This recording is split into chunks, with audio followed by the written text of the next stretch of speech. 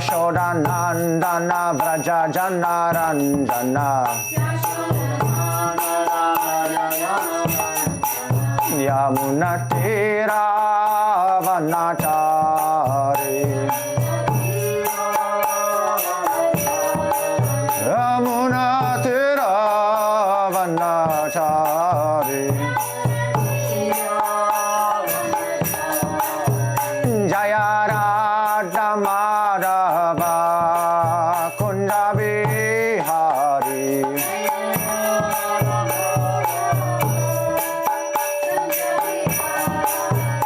Jaya Radha Madhava Kunja Bihari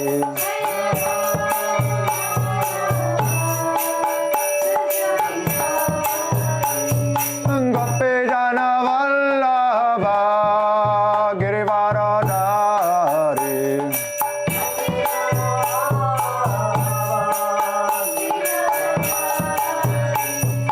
Gopi Jana Vallabha Girivaradhari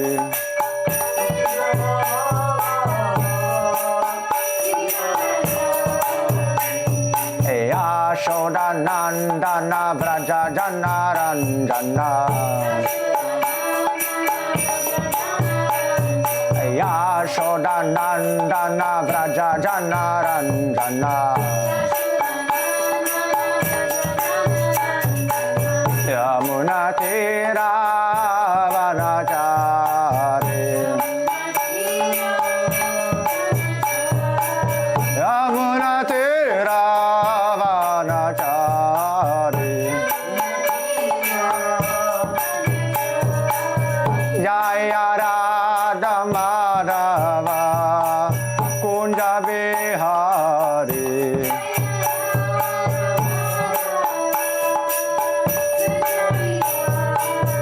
Jaya Radha Madhava Kunja Bihari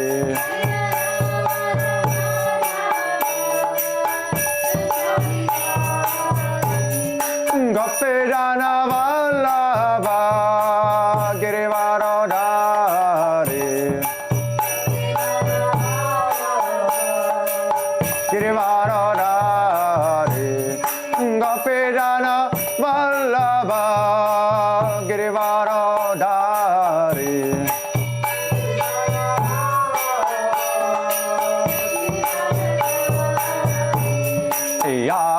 Yashodanandana Vraja Janaranjana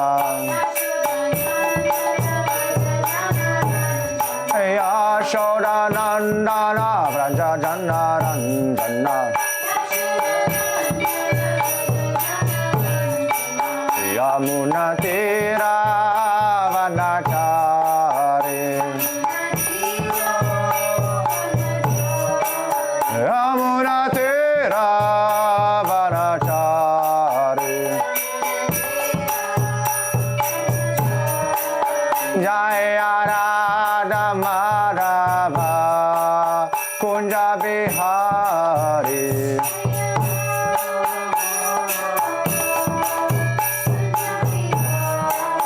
Jaya Radha Madhava Kunja Bihari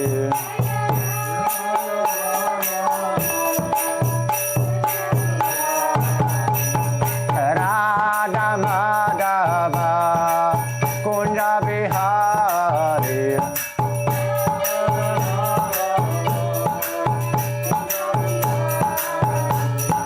Radha Madhava Kunja Bihari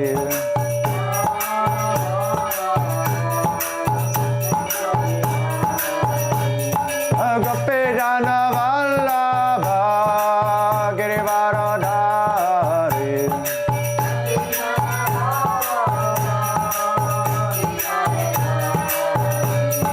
Gopi Jana Vallabha Girivaradhari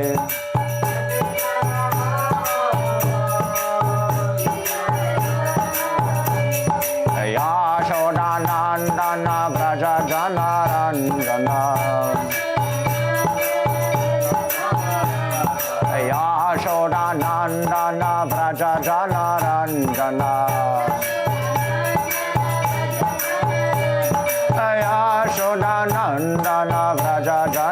Ranjana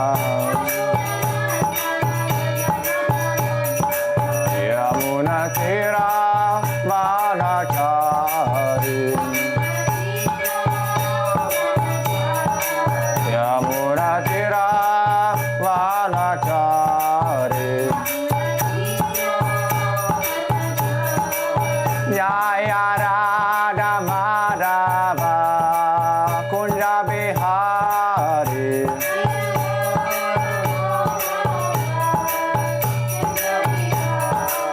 Jaya Radha Madhava Kunja Bihari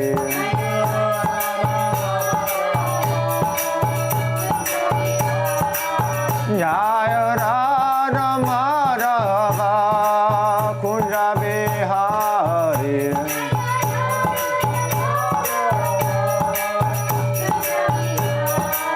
Jaya Radha Madhava Kunja Bihari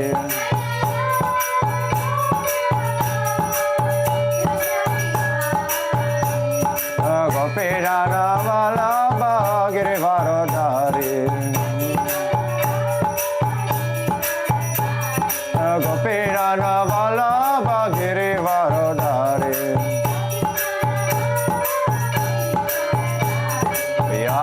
Yashodanandana Vraja Jana Ranjana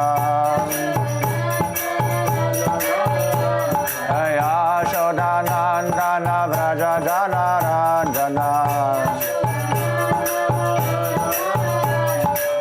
Yamuna Tira Vanachari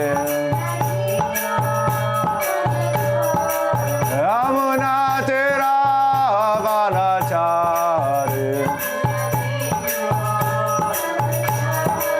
Jaya Radha Madhava Kunja Bihari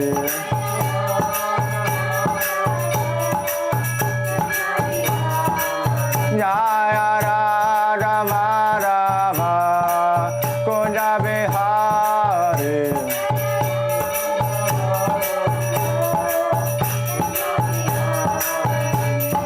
Gopirana Vallabha Girivarodhari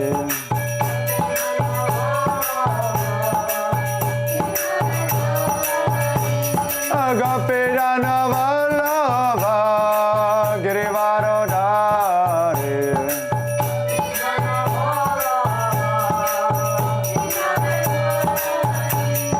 Gopirana Vallabha Girivarodhari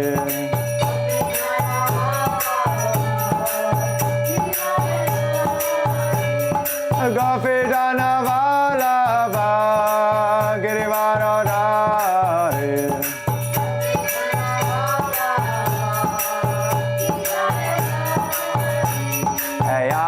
Yashodanandana Vraja Jana Ranjana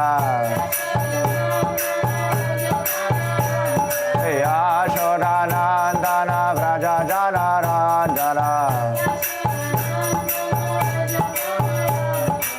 Yamuna Tira Vanachari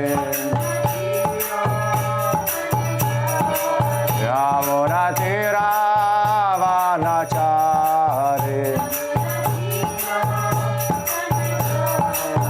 Jaya Radha Madhava Kunja Bihari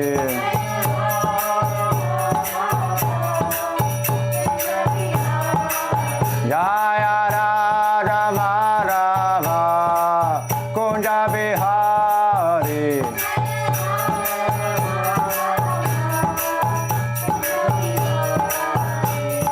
Gopirana Vallabha Girivarodhari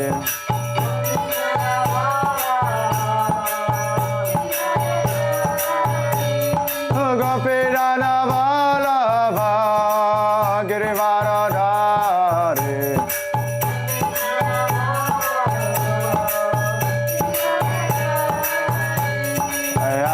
Yashodanandana Vraja Jana Ranjana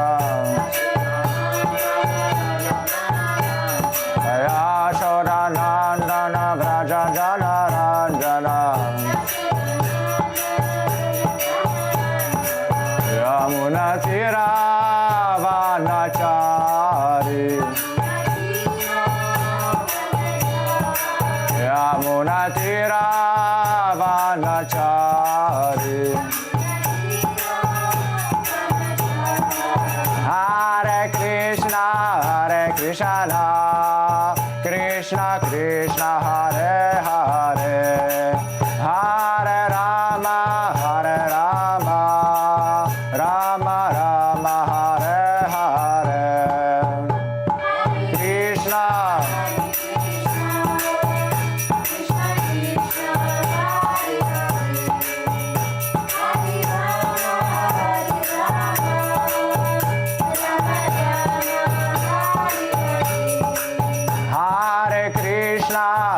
Krishna, Krishna Krishna Hare Hare, Hare Rama, Hare Rama, Rama Rama Hare Hare.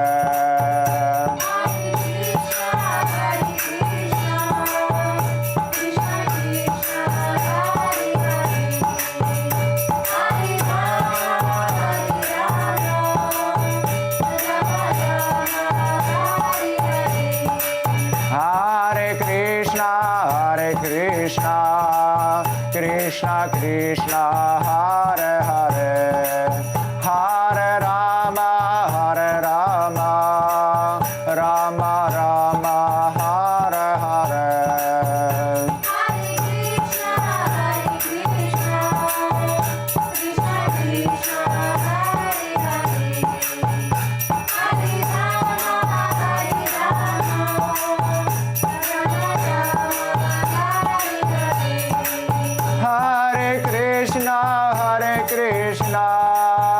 Krishna Krishna Hare Hare, Hare Rama, Hare Rama, Rama Rama Hare Hare.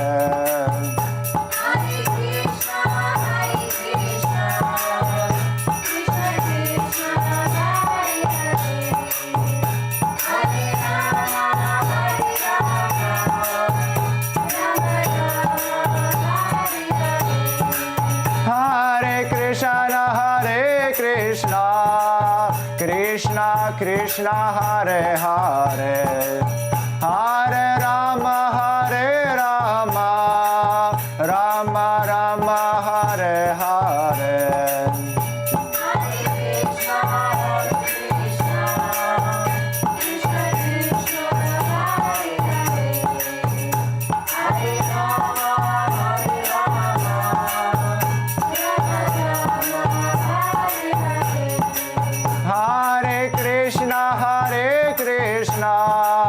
Krishna Krishna Hare Hare, Hare Rama, Hare Rama, Rama Rama Hare Hare.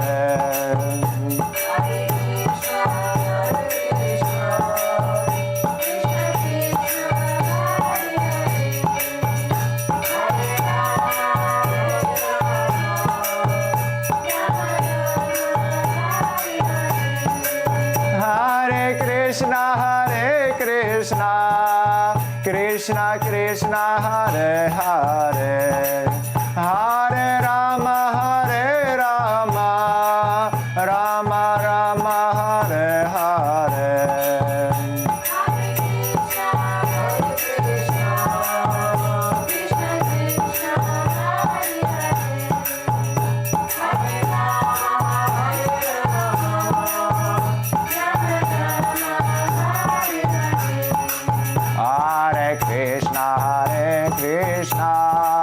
Krishna Krishna Hare Hare, Hare Rama, Hare Rama, Rama Rama Hare Hare.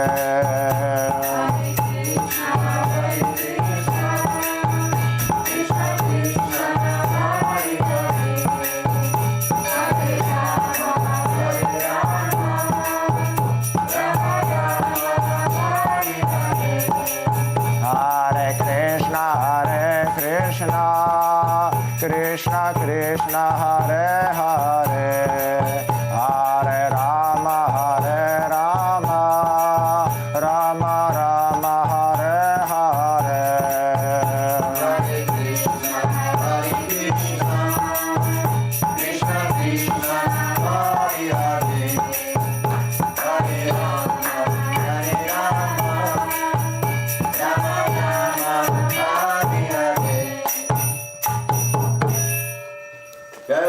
Pat Paramahamsa Parivrajacharya Sataraswata Srimad His Divine Grace A.C. Bhaktivedanta Swami Prabhupada Ki Jai. Charan Vishnupat Paramahamsa Parivrajacharya Sataraswata Srimad His Divine Grace Srila Bhakti Siddhanta Saraswati Thakur Prabhupada Ki Jai. Ananta Kori Vaishnavani Ki Jai. Namacharya Haridas Thakur Ki Jai. Prem se Koshi Krishna Chaitanya Prabhu Nityananda Shri Advaita Gadadhara Shri Hari Gaura Bhaktavinda Ki Jai. Shri Shri Radha Krishna Gopa Gopinath Shama Kunda Radha Kunda Giri Govardhan Ki Jai. Shri Vrindavan Dham Ki Jai. Mathura Dham Ki Jai. Navadhi Dham Ki Jai. Jagannath Puri Dham Ki Jai. Gangamai Ki Jai. Yamunamai Ki Jai. Tulsi Devi Ki Jai. Bhakti Devi Ki Jai. Harinam Sankirtan Yagya Ki Jai. Grantaraj Srimad Bhagavatam Ki Jai. Samaveta Bhaktavinda Ki Jai. Nitai Gaura Premanandi Hari Hari Hari Bol. Oh glory is to the Sambodhi Varis. Hare Krishna. Oh glory is to the Sambodhi Varis. Hare Krishna. Oh glory is to the Sambodhi Varis. Hare Krishna. Oh glory is to Shri Guru and Gauranga. Oh glory is to Srila Prabhupada. Namo Praya Krishna Bhakti Srimad Bhaktivedanta Swami Namaste Namaste Saraswati Rekaturvani Vinachari Nandi Vishesha Shunavadi Bhakti. Hare Krishna, dear friends. Please type Hare Krishna into the comment section. Don't be shy under any circumstances, even in the dreams. Hare Krishna, Rudra Prakash, Sachin Deshmukh, Ganesh Ganapati, Dennis, Doris. I try to tag the whole world. Danny, Bronwyn, YouTube. YouTube, there's Peter Krishna. Peter, Hare Krishna, Peter. And Sarita Humat. Sarita Humat. Sarita. Harikesh Tavai, Ramaratin. Ram Lakshman Prabhu Hari Bol. 14 viewers on Facebook. What about TikTok? There's 36 viewers on TikTok. Michelle Williams, Hare Krishna. Anybody says Hare Krishna on TikTok? Oh yeah. Harit Jais, Guru Jarad. Take the mic.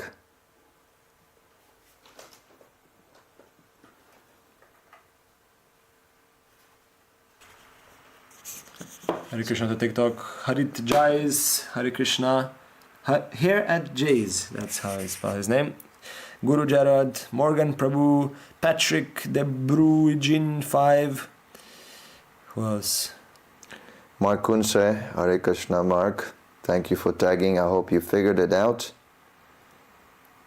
Wolf Spirit. Oh boy. Alexandra. Mark sent the longest tag ever in the history. That will get you banned, Mark. Yeah, it's immediately got deleted, your comment. You got deleted? The comment, yeah, Facebook deletes the comment immediately. He says he can't tag for some reason. Yeah, because they blocked him now for... You're serving Krishna too much, so that's against the laws of Maya. All right, is that all? Yep. There's 16 viewers now on Facebook. All right. We're reading from the Srimad Bhagavatam, 3rd canto, 14th chapter, text 32. Om Namo Bhagavate Vasudevaya. Om Namo Bhagavate Vasudevaya. Om Namo Bhagavate Vasudevaya. Om Namo Bhagavate Vasudevaya. Om Namo Bhagavate Vasudevaya. Ato Pashprashya Salilam. Prananayamya Bhagyataha. Dhyayan Jajapa Virajam. Brahmajoti Sanatanam. Brahmajoti Sanatanam. Ato Pasprishyo Salilam. Ato Pasprasya Salilam. Prananayamya Bhagyataha. Prananayamya Bhagyataha. Dhyayan Jajapa Virajam. Dhyayan Jajapa Virajam. Jyoti Sanatanam. Brahma Jyoti Sanatanam. Sorry, just one thing. Yes, Mark. Better take a few at a time. Please go on. Atopasprsya shalilam. Atopasprsya shalilam. Pranandya ayamya bhagyataha. Prananayamya bhagyataha. Dhyayan jajapa virajam. Dhyayan jajapa virajam. Brahma jyoti sanatanam. Brahma Jyoti Sanatanam. Atopasprsya salilam. Pranamayamya bhagyataha. Yayan jajapa virajam. Brahma Jyoti Sanatanam. Why the mic? You should pass the mic.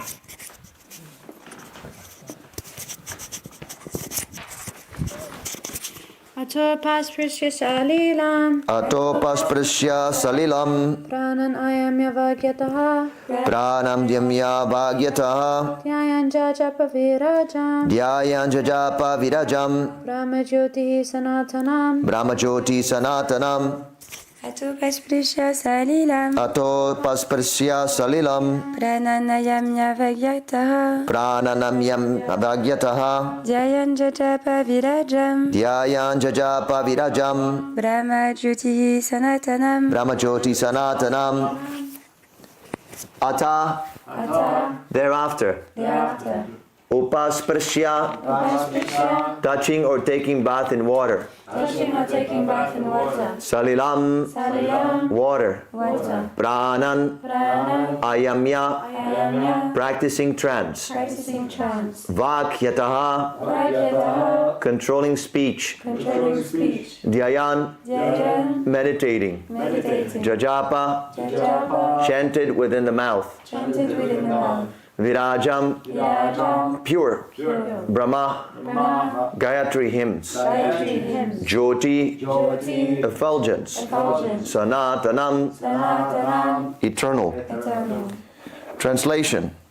Thereafter the Brahmana took his bath in the water and controlled his speech by practicing trance, meditating on the eternal effulgence and chanting the holy Gayatri hymns within his mouth. Purport by His Divine Grace, A.C. Bhaktivedanta Swami Prabhupada Ki Jai.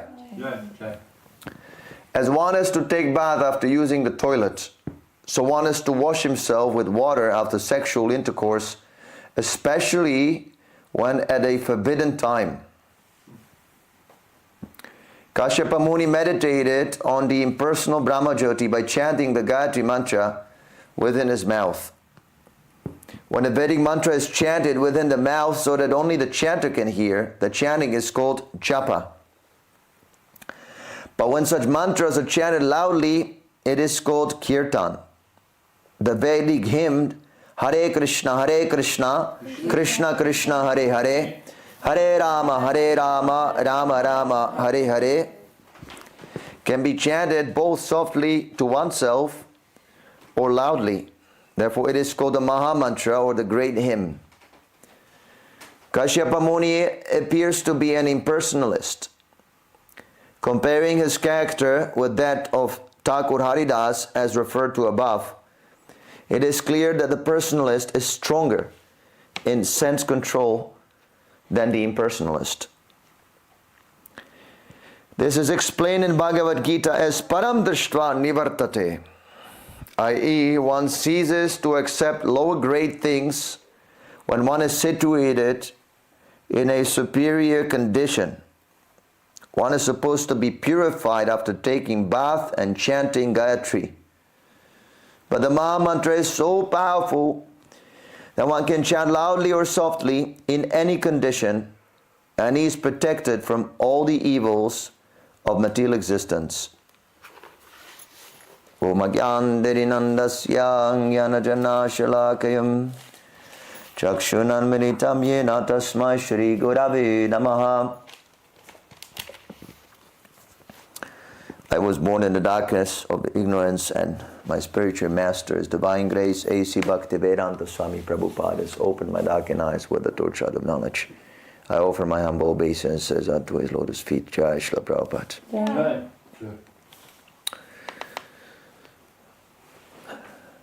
So now, in this Leela of Kashyapa Muni and Diti,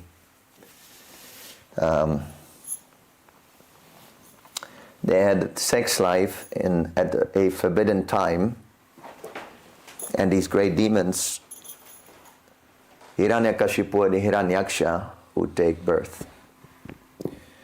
So here we see the danger of illicit sex. People think in sex life, oh, this is very nice. And they say that it should not be restricted in any way. This is the greatest pleasure in material life, and any sort of restriction means that you are old-fashioned, or you're too much prude, or you're crazy, or dogmatic, or fanatic, and so many things. So it is actually very important to restrict sex life, because this sex life is the cause of all the miseries for the conditioned soul. It is the root cause of material existence.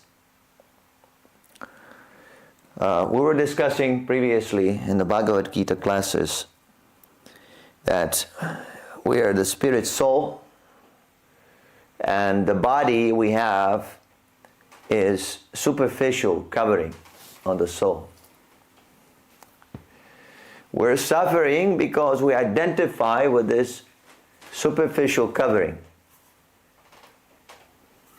The material body is always in a state of anxiety because the material body is subject to destruction.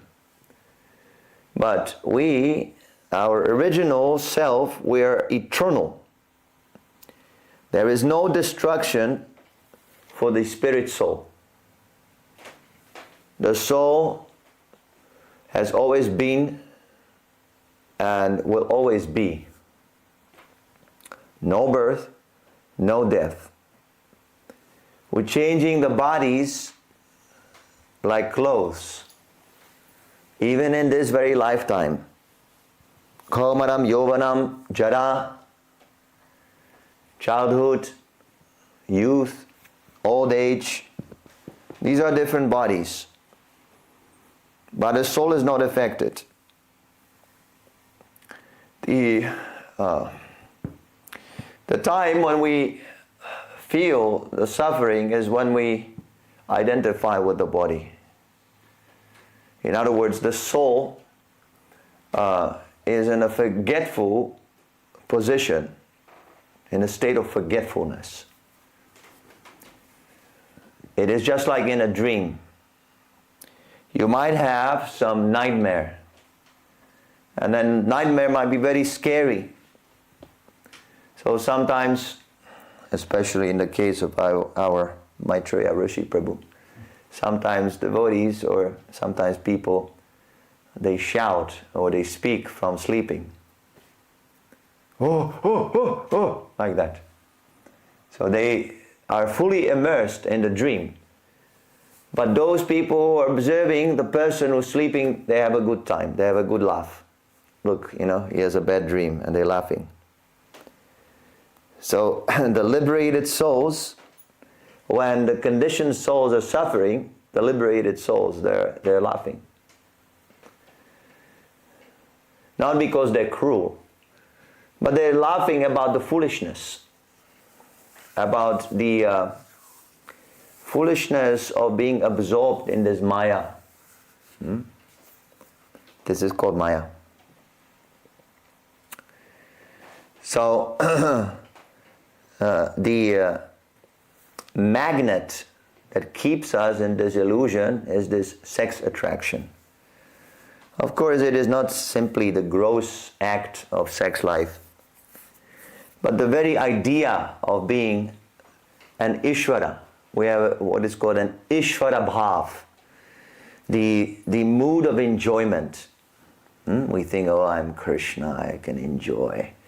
Wonderful. So this is not actually our real self.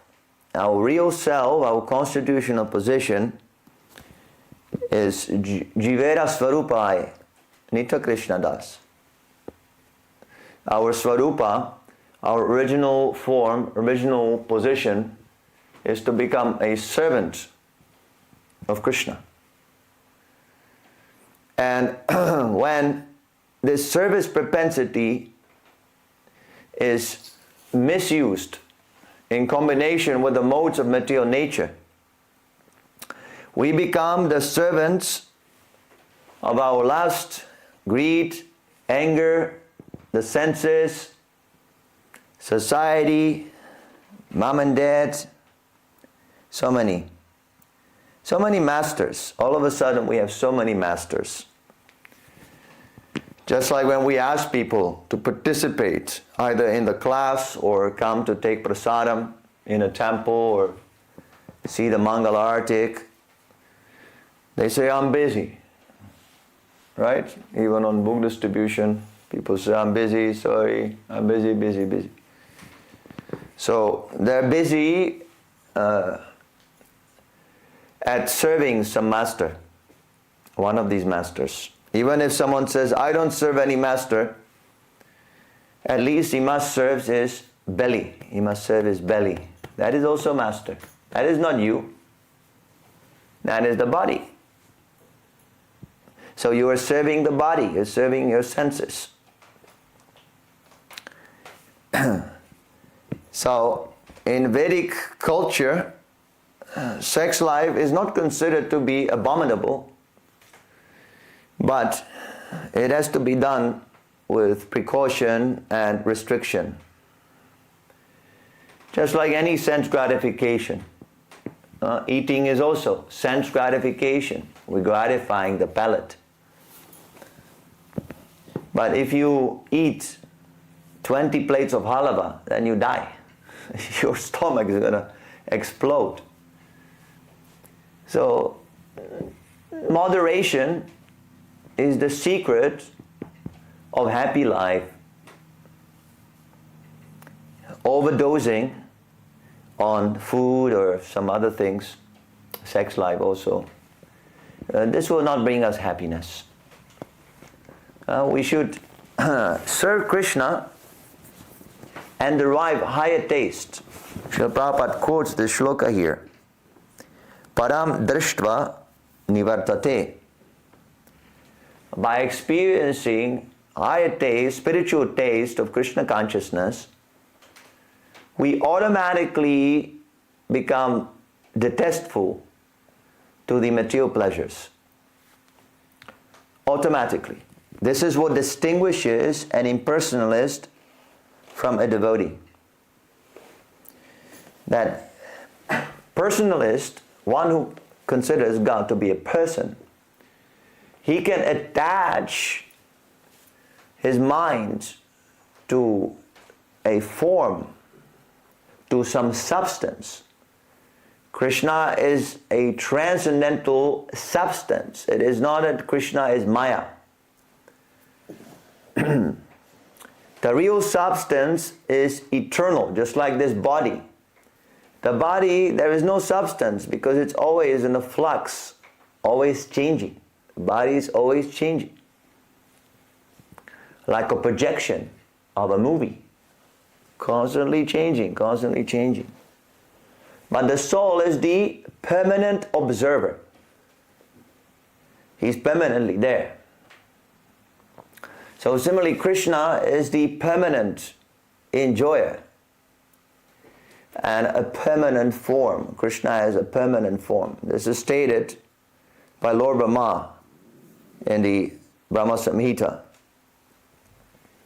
Ishvara Parama Krishna Sat Chetananda Vigraha. The word Vigraha means a form. Krishna has a form. if you have nothing to contemplate, if you want to think of nothingness, automatically the mind will be dragged to the material concepts. Automatic. You cannot go without it. When Srila Prabhupada was preaching in the early days, he would go to Dr. Mishra Yoga Society to preach there. And he noticed that those who practice this silent meditation, they are sitting for a little while, then they sleep. They start nodding, and then they fall asleep, and they snore. Prabhupada, he said, the snoring has been going on in Dr. Mishra Society. Yes, because there is no subject to meditate upon. Ata Shri Krishna nama dina bhavet graya indriya sevan mukhe hi jivado. First of all, you should engage your tongue. Here it is mentioned,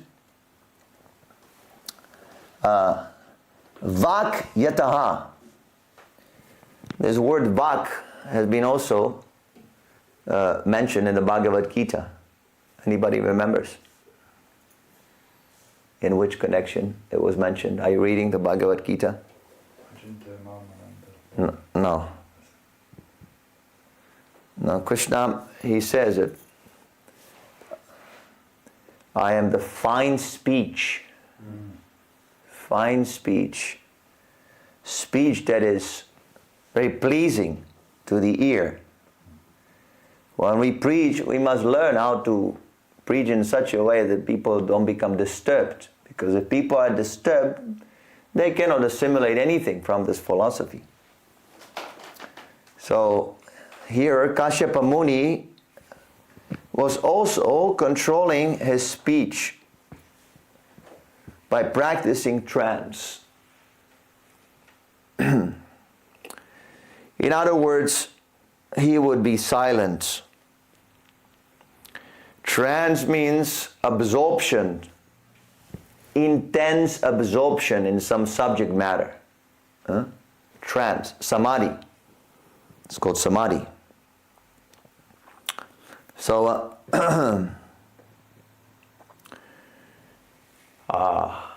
because he was an impersonalist, it was simply negation from his side. Negation of speech. And he remained silent.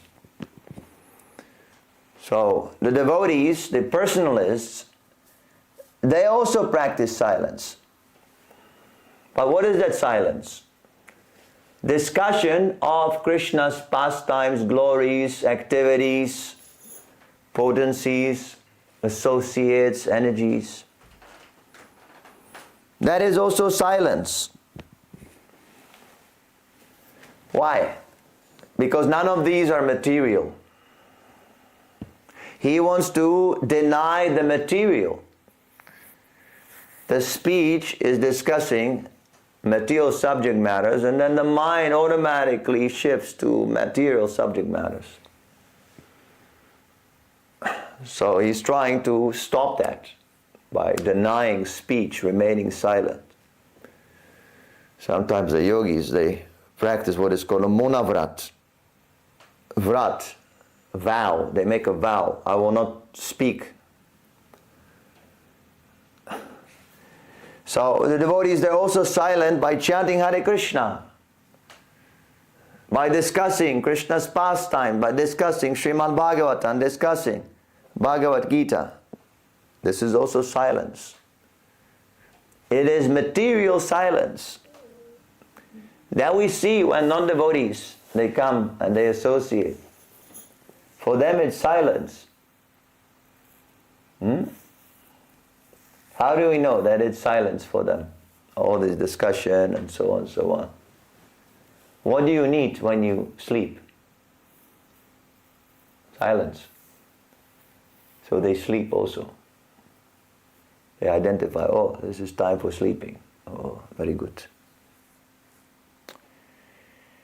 So, of course, for the devotees, this is the param drishtva nivartate. By contemplating Krishna conscious topics, one get a spiritual engagement, and then Maya cannot interfere. This is the secret. This is why a personalist is more powerful. We can see this in connection with Durvasa Muni and Ambarish Maharaj, Leela. Ambarish Maharaj, he might have not been such a powerful sense restrainer. Durvasa Muni was a very, very powerful yogi. He had mystic powers.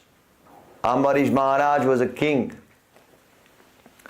So, and you know, king and brahmana, we know it's not the same. King is involved in mundane duties, ruling over the kingdom and so and so on. So, Durvasa Muni, he picked a quarrel with Ambarish Maharaj for no reason. And he offended him.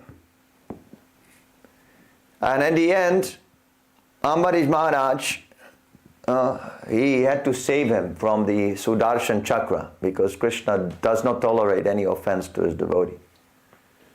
So he sent the Sudarshan Chakra to kill Durvasa Muni. So Durvasa Muni, he begged forgiveness from Ambarish Maharaj, and of course Ambarish Maharaj, being a great Vaishnava, he immediately forgave him. So, although Durvasa Muni was a great sense controller, sense restrainer, ultimately Ambarish Maharaj was more powerful because Krishna protected him. So Krishna will help us with the senses if we engage in His service. This is the secret. And this is why the impersonalists always fall down. So we must make sure that we do not become impersonalist in our Krishna consciousness. There are two dangers. One can become impersonalist even in Krishna consciousness. So there are two warnings. One is, do not come very close to the deity. There are various rules and regulations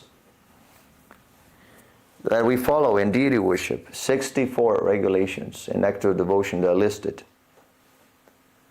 Just like, for example, one should not pass bad air while being in a temple. This is considered to be an offense. Or one should not take intoxicants. This is another offense. Or one should not praise himself. So many rules. So we must follow them. Otherwise, if we do not follow them, we become over-familiar. We think that, oh yeah, Krishna, I know how to do this. We lose this awe and reverence.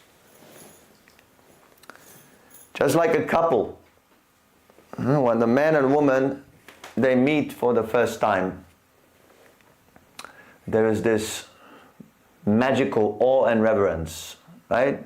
The man, he sees the woman as some saintly being, and the woman also sees the man as some sort of a saintly person from heaven, demigod from heaven. But then by mutual interaction, we see in so many bad qualities coming on the surface. So then we lose respect. That's why man and woman, they should not interact so intimately as we're accustomed in Western countries. Immediately. They meet, they have sex immediately, the most intimate. They don't wait. There should be restriction, even in married life, because this preserves that nice awe and reverence that will give us energy to execute Krishna consciousness and also material duties. So, the same principle, we should always feel very unworthy to serve the deity. You might have heard this class by Srila Prabhupada when Srila Prabhupada cries and he says that, I have nothing to offer to you, but please kindly accept. It's very touching when you hear this, and Srila Prabhupada's voice breaks down. So this is a pure devotee. He is praying like that. I'm worthless. I have nothing to give you. My offering is, because he's so much in awe and reverence before Krishna. He has the full realization of who Krishna is. For us, we take it cheaply. This is why sometimes the deity worship is considered to be an idol worship. Because people lose respect and they take the deity as an sense gratificatory order supply. This is the root of idol worship. When you take the deity as your order supplier. That's why sometimes these great religious leaders, they come and they forbid the deity worship. Even Lord Chaitanya, of course, he did not forbid the deity worship. But he did not give so much emphasis on deity worship. He gave more emphasis on the chanting. This is our Yuga Dharma in Kali Yuga, is the chanting. Hare Nama, Hare Nama, Hare Nama, Eva Kevalam. Kalo nasti eva gatiranyata. See, the deity worship, Prabhupada says, if you can, then you worship the deity, if you have the facility. But if it's not possible, then this chanting Harinam Sankirtan, that will save you. It is so powerful. Here also, Prabhupada explains the difference between Gayatri Mantra and the Maha Mantra. One is supposed to be purified after taking bath and chanting Gayatri. But the Maha Mantra is so powerful that one can chant loudly or softly in any condition. There is no condition. I read in a different purport, Prabhupada says that there should never be any situation when you will not be able to chant Hare Krishna, or when the chanting of Hare Krishna would be inauspicious. I can only think of, situation where you're in a bank and the robbers, they come to rob and everybody has to be on the floor.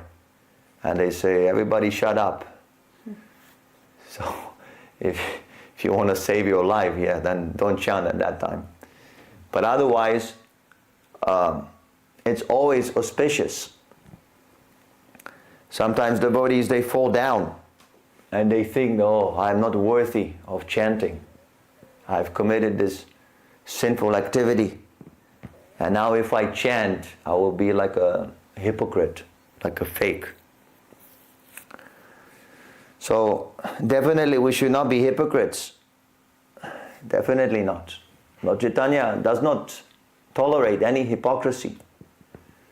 This is the age of quarrel and hypocrisy. And this Harinam is the panacea, the medicine for this age. So you cannot be a hypocrite. But that doesn't mean that we should stop chanting. Chanting must go on, because that is how you come out of the clutches of Maya. Coming back to what I was saying about this absorption in the bodily conception of life, in this dream of material existence. This chanting is awakening us. So we have to chant regularly and constantly. It's gradually awakening in us to a transcendental reality. So the chanting is so powerful that even our deity worship would be unauthorized if we did not chant Hare Krishna Mahamantra. We cannot worship the deity. Deity is not different from Krishna. If you want to enter fire, you must become fiery. If you want to worship the most pure, Arjuna tells Krishna, you are the purest. Then we also have to become pure, purified. That is why we have this rule that only second initiated devotees, they can worship the deity or they can cook for the deity. There is some restriction, not that everyone can do it. So this will preserve this feeling of awe and reverence. That is why we cover with a curtain. That is why we do Mangalartik. That is why we take care of Srila Prabhupada. It preserves the sanctity of the temple. Same thing with the Bhagavatam class. If you don't come, then the sanctity is broken. The mood, transcendental mood is broken. Okay, you might make some money. You know, I have no time, I have to make some money. I'm a big grihasta. Okay, but if you lose your Krishna consciousness, what is the use of your grihasta life? You're just like an animal. The animals, they also grihastas. They also have wives, children. They also go and look for food. So we must preserve the sanctity of the temple by following the rules very attentively, very nicely, and improve. Always try to improve your service. So that's one danger, coming too close to the deity. And another danger is coming too close to the spiritual master. Sometimes devotees, they say, oh, you need a living guru. You have to approach. They think approaching a guru means with a physical body. One should approach with the inquisitive attitude. That is how you approach the spiritual master. First of all, you must know why you're approaching the spiritual master. Then you can approach. If you're coming to get some material favor from the guru, then you're not approaching, actually. Although physically you might be there, you're not approaching. You see? So we must approach with the inquisitive spirit. How do I get out of this bodily conception of life, out of this hallucination? Please instruct me, my dear spiritual master. So if one does not understand this and he is coming to the spiritual master to get some benediction, then again, he becomes an impersonalist.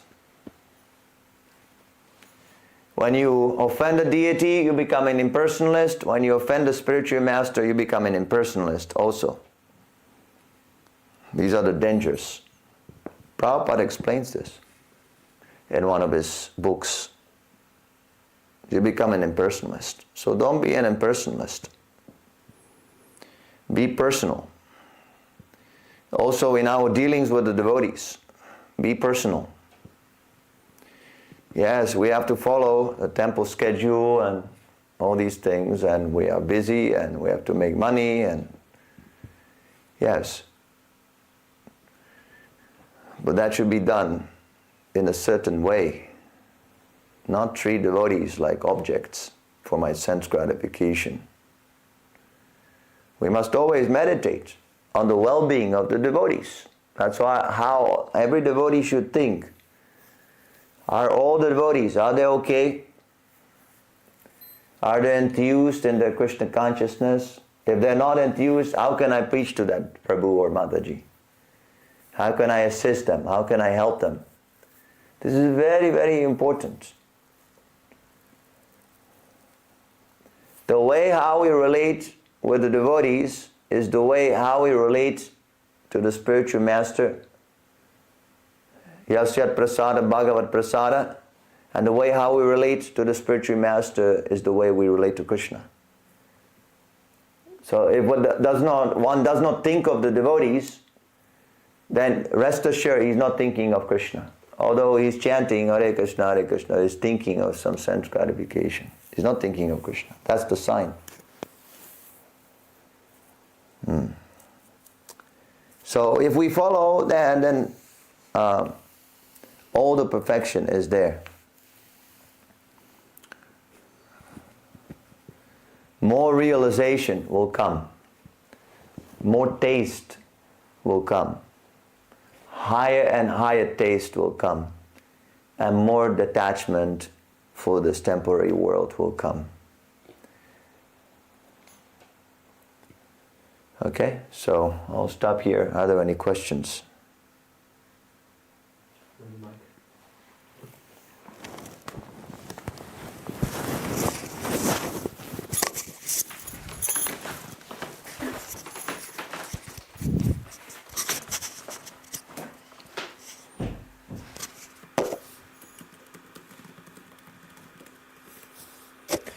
Sarita Humat is wondering on YouTube, what exactly is an impersonalist? Impersonalist is someone who thinks that God does not have a form, does not have a name, nothing concrete, doesn't have a personality. We know Krishna is God, so we're personalists. Krishna is God, it's a concrete person. It's not all the persons at once. It's one person, Krishna. So the impersonalists, they don't accept that. They think that there's no need of one person. And since there's no personality in the absolute, whatever personality we perceive here must be illusory. So there's no difference between you and me. So this is philosophically, logically flawed philosophy. If there's no difference between you and me, then there's no meaning to this conversation. Right? How can God become illusion by Maya? Then Maya is more than God. And Maya is God. And illusion is God. That doesn't make sense. There must be a substance. Okay? Makanchara Prabhu is wondering, what is the welfare of the devotees? Physical and spiritual also.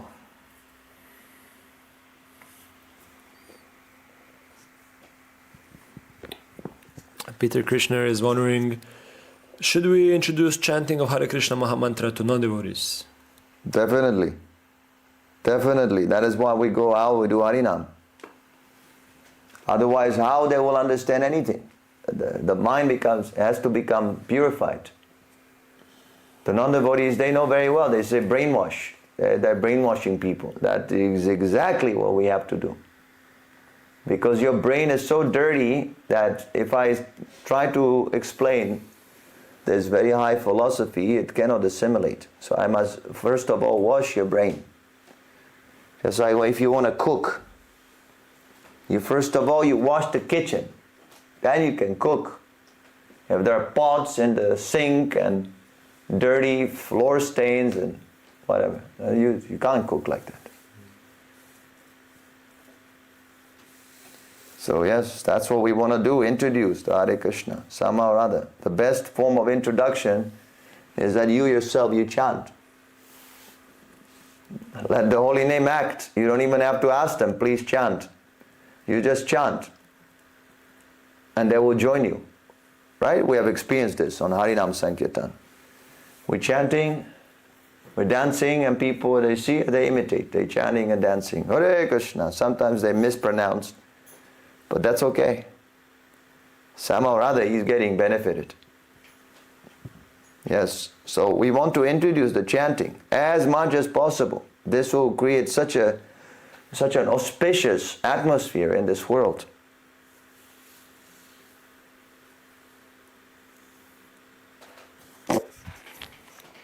Morgan is wondering, so if I must pass gas, must I run outside first? Yeah. Run outside, go to the bathroom. I have a question in this regard. Yes. Fartology. I heard that if you have to burp, it's okay if you burp like internally, like you don't let out your mouth. Is it true? I don't know. I don't think it's healthy. Okay. So okay, thank you, Prabhu. Yeah. Just go outside there. Okay. No question. Ram Lakshman, why Gayatri mantra is important and who is Gayatri? It is not so important. Prabhupada says for further purification. But Jiva Goswami says that it is enough. The Hare Krishna Maha Mantra is enough if it is chanted properly, offenselessly. But Gayatri mantra is given to the Brahmanas so that they can worship the deity. This is a tradition. So it is simply further purification, but the Maha Mantra is complete. So there is no need of this Gayatri mantra. You don't have to worry.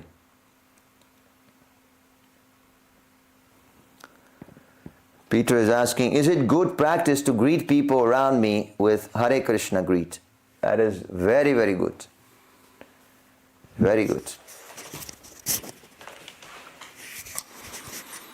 There's some more questions on TikTok. Ephemeral is wondering, how do we keep the mind alert and astute? Chant Hare Krishna. Hear the vibration. Chant and hear the vibration. Don't think. Hare Krishna, Krishna Krishna, Hare Hare. Hare Rama, Rama Rama, Hare Hare. Just meditate. Quirbea is wondering, Prabhupada is the guru. How is one in position to initiate? That's just what it writes. Prabhupada is guru. How is one in position to initiate? I don't follow. Prabhupada is the guru initiates. Right. Prabhupada is initiating. Initiation means through the sound, through the teachings. If you think initiation is this yagya, then you're a fool. You're foolish. It's like in marriage, there's a ceremony in marriage. But if you think that it's the marriage that creates love between the husband and wife, you're a fool. Fool number one. That is important. It must be clearly delineated. And this is the guru, this is the disciple, now he's committing, he's promising to follow the rules and regulations, he's surrendering formally. That is important. That is the initiation ceremony. But if you simply take the initiation and then you do all kinds of nonsense, then where is your connection with the guru? You have no connection.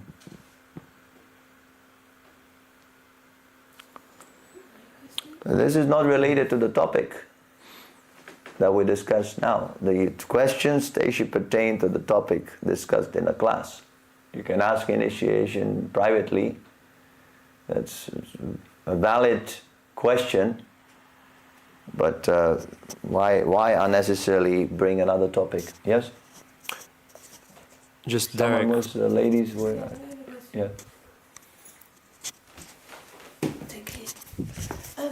Can you possibly say a bit more about the relationships between the devotees?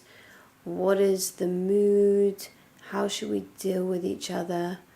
Especially even if it's something, simple like organizing the cleaning or something. Mm-hmm. Like what is the ideal mood between devotees and what is the ideal mood between grihastas? Service. Everybody should serve Each other? each other and Krishna cooperatively. Why each other? Because you're serving Krishna. So if I serve you, then Krishna will be served. If I don't want to serve you, that means I don't care for Krishna.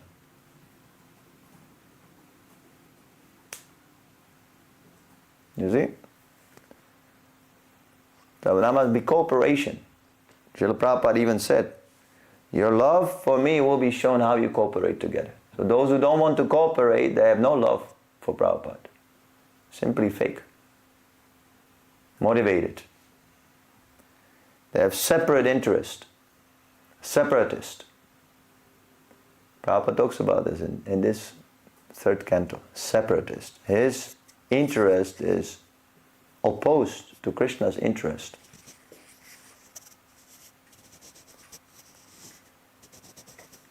Clear? Clear. For now. For now, okay. Mr. Derek is wondering on TikTok, Yes. in regards to before you were explaining the Maha Mantra, he's wondering, but why do you have to chant it all day long? Why? Yes. So you become God conscious. What kind of question is that? Why? Why? What do you want to do? Eat, sleep, have sex, fight like an animal? You don't have to chant, but if you have some brain, you will chant. It's like a prisoner in jail is asking, well, why should I be released from jail? What kind of question is that? You want to stay here in the material world? Take another body? Might not be human. You might be thinking, oh, my human form is guaranteed. No, it's not guaranteed. You might become a dog.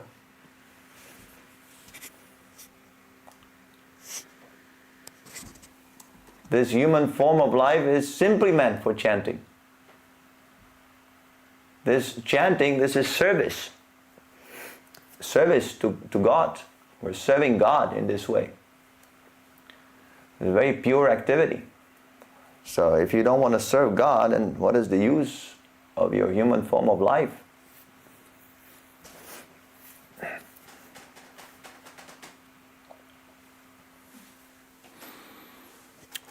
There's a question, I don't know. You're doubtful whether to read it, huh? There's two of them. I'm just going to read both of them and you can decide. What do you think of the caste system, and did you create... And it's not related to the class. Forget about the caste system. You come to the class, hear the class, ask questions related to the class. Don't bring other topics, caste system. Why? Who spoke about the caste system? We're not advocating for any caste system. Why are you bringing this topic? See, this means that person, he wants to give his own class on caste system. There's some issue with caste system and he wants to interfere with our discussion here. So we cannot support this. He says it's related, it's written on scripture. Everything is in the scripture. Yeah, but we're discussing a particular shloka. This is a class. We discuss this whole book in a very meditative and very organized way. Every shloka. Every day we cover one shloka, one by one. So the questions, they should pertain to the shloka. Were you here before I give a class, or you just came now? This person has been challenging a few times before already. He's like a Hindu. No, challenging, you can challenge, but it should be to the shloka. Otherwise it creates disturbance for others. We want to learn. This is a school. We're learning together, Srimad Bhagavatam. So don't disturb. If you want to learn, you can come, you can challenge, you can whatever you like. That's okay. We're not afraid to answer questions. But there should be some order, because the others will be disturbed. Don't disturb the others. Maybe you don't want to understand, but they want to understand, so they should be given an opportunity. I'm just wondering, for my sake, if I should read these questions in the future or not. MJ is wondering, did you create this religion? Like, is it related enough? Because it's like, it's about, but it's not directly. No, religion cannot be created. Religion is eternal. You have a misunderstanding. The soul is eternal, and the religion of the soul is also eternal. And what is that religion? To serve. That is the real religion, not Christian, Muslim, Hindu, Jewish. These are just designations. A religion means constitutional characteristic of the soul. That is religion. That is dharma. So the dharma is to serve. Right now you're serving your senses. So you should serve God. Then your religion is successful. Okay, there's more. Kirby, I was wondering. No, sorry. Someone was wondering. Yeah, Kirby, I was wondering. Is the Mahamantra the same as Krishna? Is the Mahamantra the same as Krishna? Yes, non-different.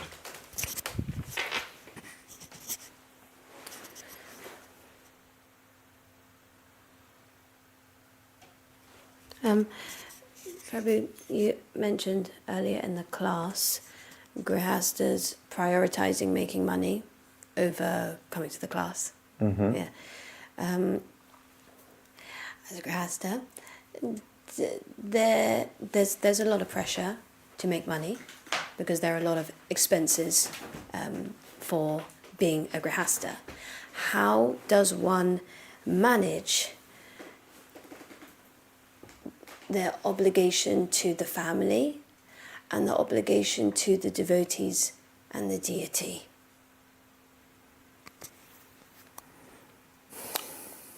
Prabhupada says that if you simply follow these regulative principles, then Krishna will take care of all the necessities. So money, we're not after money. Money is simply a tool so we can pay the rent and continue our service. So we should simply think of how to serve Krishna. So even while you're doing your business, you should think, oh, this is for Krishna. It's not for me. It's for Krishna. We're serving Krishna. The Grihastas, they also serve Krishna. There's no difference. Brahmachari, Grihasta. You thinking separately. See, that's what I was saying. Don't think separately. Because if you think separately, then you become karmically implicated. You know, then you're putting all this big burden on your head. Just serve Krishna, Krishna will take care of everything. Of course, you know, we have to do our duties, whatever is necessary. So sometimes we have to make adjustments. Even Prabhupada says that the Grihastas, they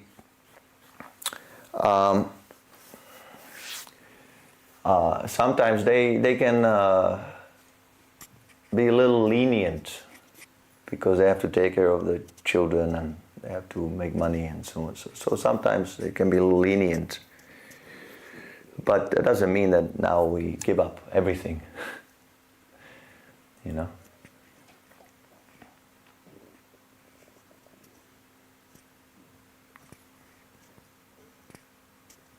Okay.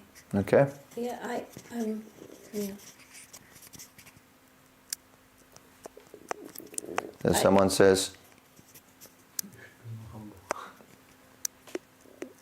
okay. If you say I'm not humble, then that means that you are more humble than me, right? Only a person who is more humble than me can judge who is humble and who is not humble.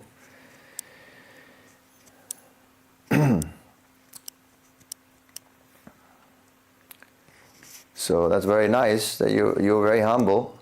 Now, if you want to reach the utmost humility, then you should preach Krishna consciousness and not simply criticize. Now we come to your live stream and we'll then chastise you in exchange.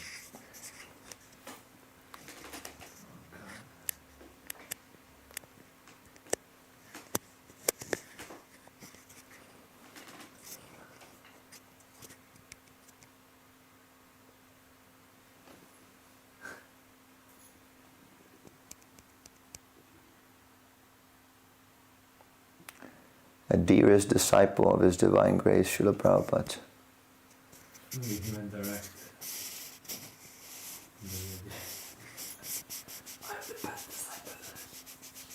Maybe that's what he meant, but Krishna revealed what is on his mind. Okay, so anything else? There's just now a caste system discussion. We new to the guy. There's one person wondering, what is that on your face?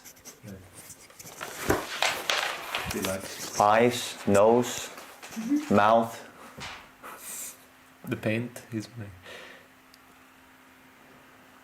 Eugene is asking how to get love in an arranged marriage. How to develop love in marriage.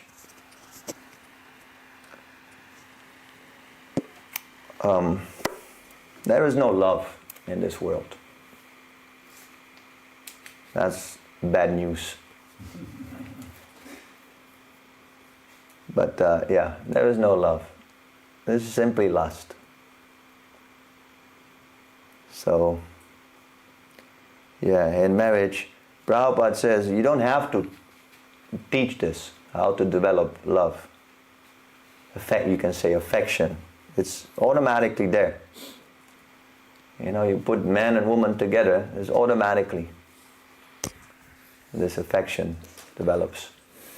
But you should not cultivate it. You should do the opposite. You should learn how to not be attracted. How to refrain from this attraction. That's the purpose of Grihastha ashram. How to become ultimately detached. Not that we give up responsibility.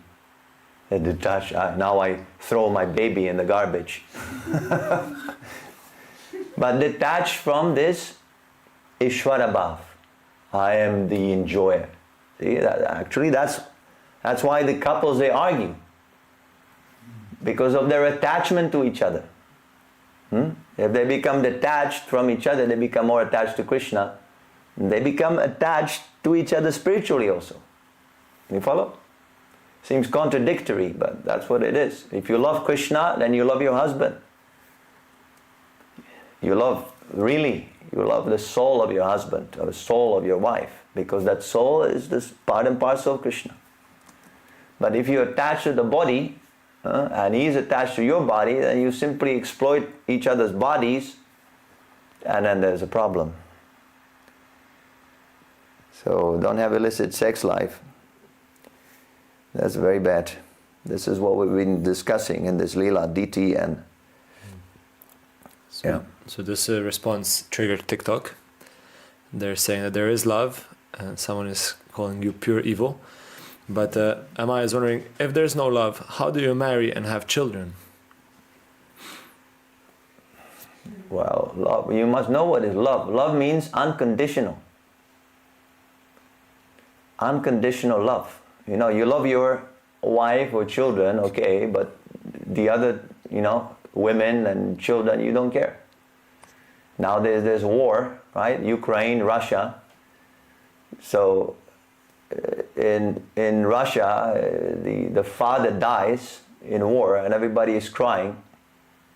But before that, father was bombing the Ukrainians and nobody cared. So that sort of crooked love, that's not love. You love your wife because she gives you something in return. That's business. We're engaged in these business negotiations. We call it love and friendship and so on. So it's just business negotiations. And as soon as the sense gratification is somehow threatened, then no more love. If it's love, then why there's divorce? Because there's so many divorces in the Western countries. 50% of couples divorce. So is that love? I love you, very nice. We have children, and then when there's some disturbance, no more. And then your husband becomes the greatest enemy, or your wife takes all your money. So real love means unconditional. When you love everyone, not just humans, the animals, the plants, everyone, the whole creation. But that you cannot do because you're limited. So if you love God, if you love Krishna, then everyone is automatically included. That is real love. Just like when you water the root of a tree, automatically all the branches and leaves, they become nourished. Okay, here's a continuation of the husband. So is it better to be repulsed by your partner? No. Why should you be repulsed? We're not repulsed. Who says you should be repulsed?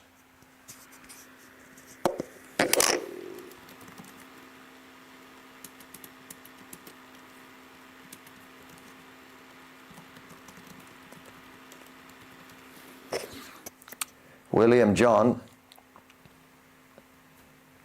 is giving a reference to the Bhagavad Gita 5:18.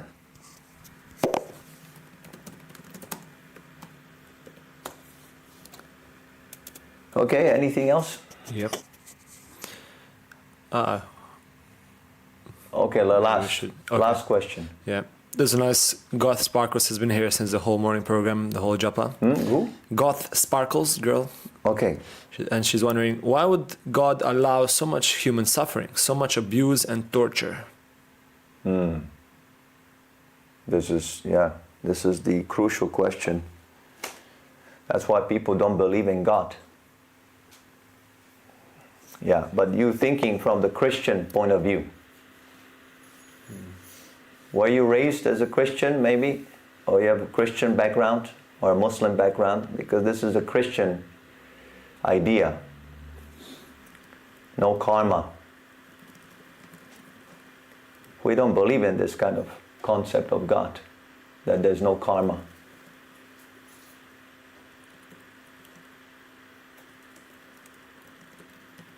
This is not the only life. How can you explain so many varieties of situations? Someone is born rich, someone is born poor, someone is born as an animal, someone is born as a human. There must be karma. There's so many varieties, right? So many varieties of situations that the living entities are born in, and so many different bodies. How do you explain if there's no karma? The living entity is performing certain activities in this life, and these activities will then decide his next life. God gives you freedom to act in a way that you want. If you're intelligent, you inquire from the Srimad Bhagavatam how to act. What is karmically implicating me and what is karmically allowed. Just like if you live in a state, if you're intelligent, you go to a lawyer and you ask what is the law before you act. Because if you don't know the law, you can break the law unconsciously and then you have to go to jail. That's not good. So it's our duty to understand which activities should be adopted and which activities should be avoided. Then there is no suffering. The suffering is there because people, they have committed sinful activities, bad karma, and they just suffer their reactions. That is not God's fault.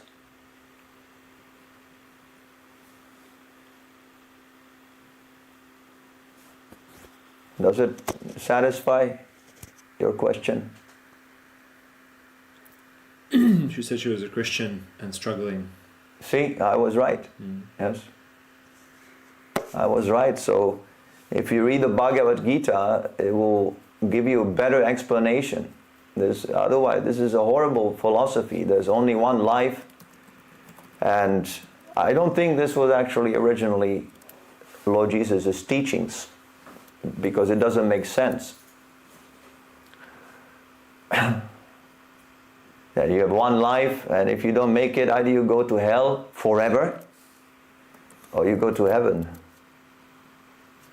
It's not so easy. It's very, very simplified. Otherwise, if this is so, how you explain a little baby is born and dies after one day? What he has done?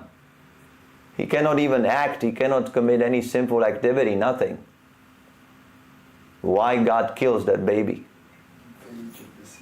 Huh? We call it. Yeah? Can I get the microphone? The counter argument is they say the wages of the sin. They say because Adam and Eve have sinned, then everyone has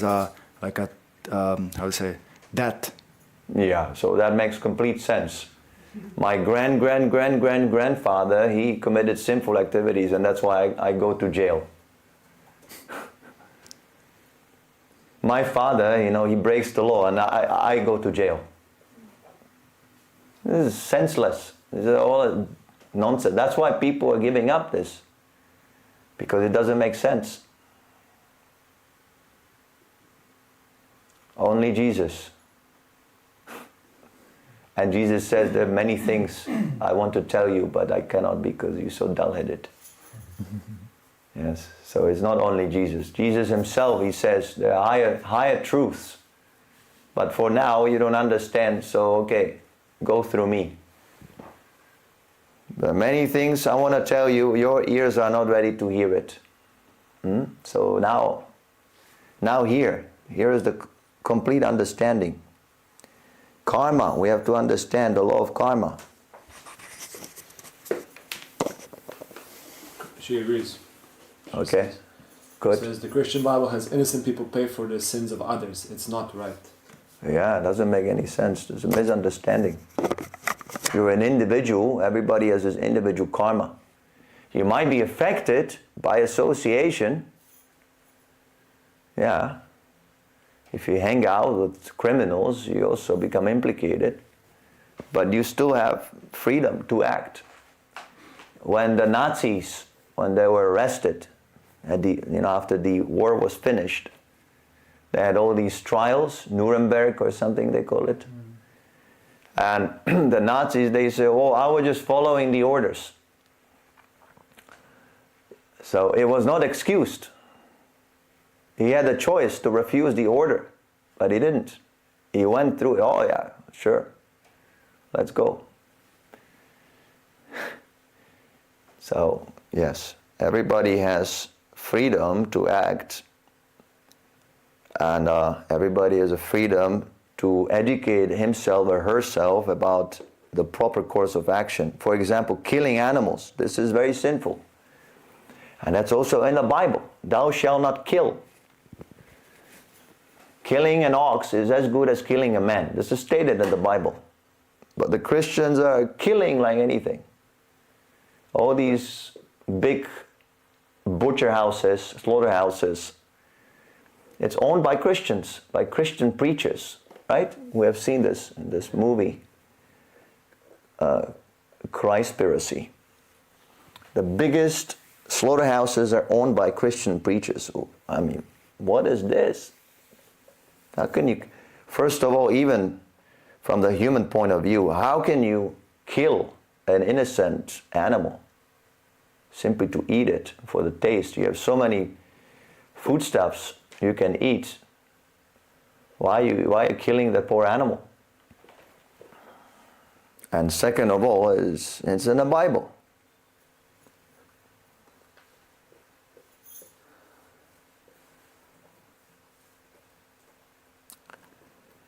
All right. Grantaraj Srimad Bhagavatam ki jai, Srila Prabhupada ki jai, Nitai Gaura Premanandi, Hari Hari Hari Bol. Namo Mr. Paraya Krishna Prasthaya Bhutri Srimad Bhakti Vedanta Samanidhi Namani Namaste Saraswati Deva Guruvani Bracharina Nirvishesha Sunavari Paschadarish.